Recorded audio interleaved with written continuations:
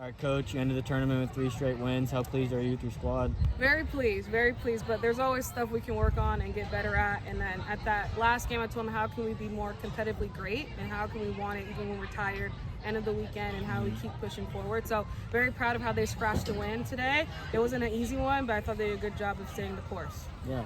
Both today and yesterday, you guys came back from I believe 1-run deficit yesterday, a 2-run deficit today. What does that say about the resilience of your team? They have fight. They have grit, and that's something that we talked about even last weekend. Can we be gritty and can we have fun while we're being gritty? And I think they do perfectly a good job of that. And I know we have a lot of 2-out clutch hits this weekend, and that's what it's going to take until the last out is made. Like, we have to keep fighting. So very proud of how they just kept scratching and clawing and not giving up.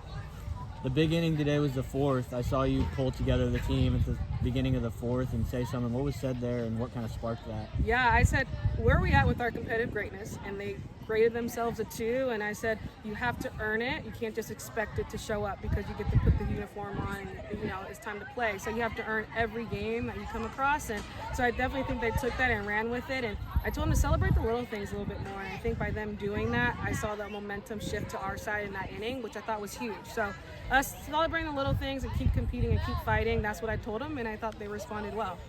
Yeah. You guys gave Charlie the ball again today, and that means she pitched in all 4 games this weekend. What does that say about her kind of being able to be that workhorse for you guys in the circle? Yeah, and that's what we looked at her for in the recruiting and the transfer portal. We knew that she knew how to work, and especially at Sonoma, she pitched a lot of innings, so we knew that going in, and so it's definitely showing up. And we're hoping not to do that so much next weekend, and hopefully, other pitchers can step up to the plate. But I'm really proud of her just putting her head down and just working and getting the job done for the team. Yeah. I was going to ask you about Aubrielle. She's been huge for you guys, whether at third base, first base. What does that kind of say about her versatility, being able to play as well as getting some hits from the plate? Yeah, her glove is really, really nice. It's smooth. It's smooth like butter, so I knew that she can work both sides, whether that's at first base or at third base, because she has really good glove. And she just has really good defensive awareness. I thought she responded well after dropping that ball in the second inning, and I think she came up big for her team in the box. And I know Coach Shea is working on her offensively, and she's going to get there, and freshman growing pains, right? And so I think I'm really proud of her, of how she just keeps attacking the next pitch and then wanting to be hungry for more. Yeah.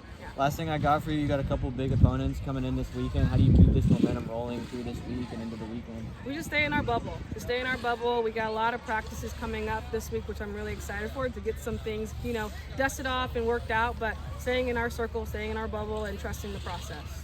Great. Thank you, Coach.